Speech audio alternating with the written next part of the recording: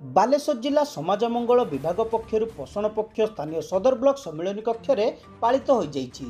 एही परिप्रेक्षी में आयोजित कार्यक्रम को बालेश्वर पौराध्यक्षा सविता साहू उद्घाटन करने सहित संतुलित खाद्य स्तन्यपान अभ्यास और माइक्रोन्यूट्रिएंट महत्व विषय मत प्रकाश करते।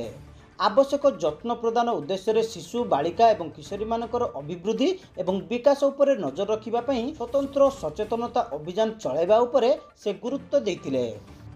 विशेष कि छोट छुआ मान पोषण विषय विशेष भाव में पिला आम पोषणयुक्त खाद्य जदि पिलाटे खाई कि माटे खाई निश्चय सी भल बेबीटे जन्म करमिति कि छोट छोट पिला ठीक भाव में खाद्य खाई न्यूट्रिशन खाई जोटा कि आम कहती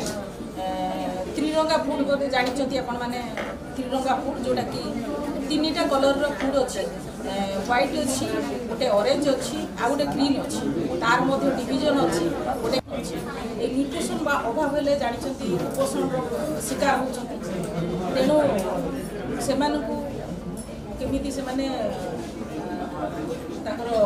विभिन्न प्रकार रोगर बची पारे खाद्य पोषणयुक्त खाइबा द्वारा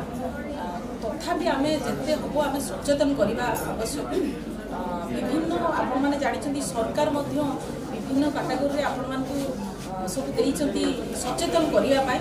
कार्यक्रम प्राय हो मासर मास प्रति मसर गोटे दुटा कार्यक्रम ए विषय हो सचेतन सब होमर पौरपालिका अंचल में मुझे देखुची प्राय प्रति 15 दिन 20 दिन मसरे थे निहाती मीटिंग हो पोषण पिलाठू आरंभ कर झील मानू आरंभ कर सब पिला पोषणयुक्त खाद्य आ गए कथा पोषणयुक्त खाद्य आम खाइबा पिलाटे को जदि आम ठीक संसार नदेवा संस्कार नदेवा ठीक शिखई ना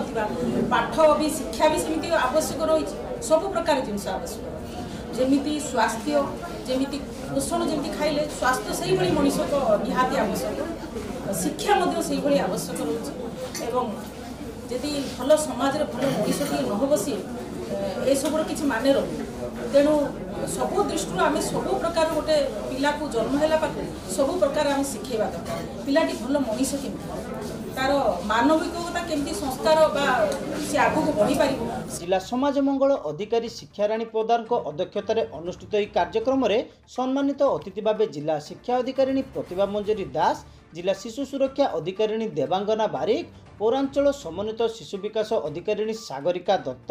रेमुणा समन्वित शिशु विकास अधिकारी सौभाग्य राउत प्रमुख जोगदे महिला और शिशुंकर उत्तम स्वास्थ्य रक्षा क्षेत्र में सरकार पोषण कार्यक्रम सफल कार्यकारिता उपरे गुरुत्वारोप करते। व्यक्तिगत स्वच्छता एवं परिष्कार परिच्छन्नता उपरे गुरुत्व सह शिशुर सुदृढ़ भविष्य गठन करिबारे समस्तकर भूमिका रही बेले युवावस्था पर्यंत शिशुटी जदि ठीक समय पुष्टिकर खाद्य सेवन करुच्ची जीवनर परवर्ती समय अनेक रोगरू से निजक सुरक्षित रखिपर बोली अतिथि माने मत प्रकाश करते।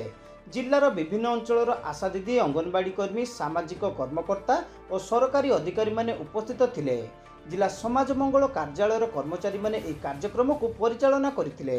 पोषण मत पालन उपलक्षे सकाळे एक सचेतनता रैली अनुष्ठित होइतिला।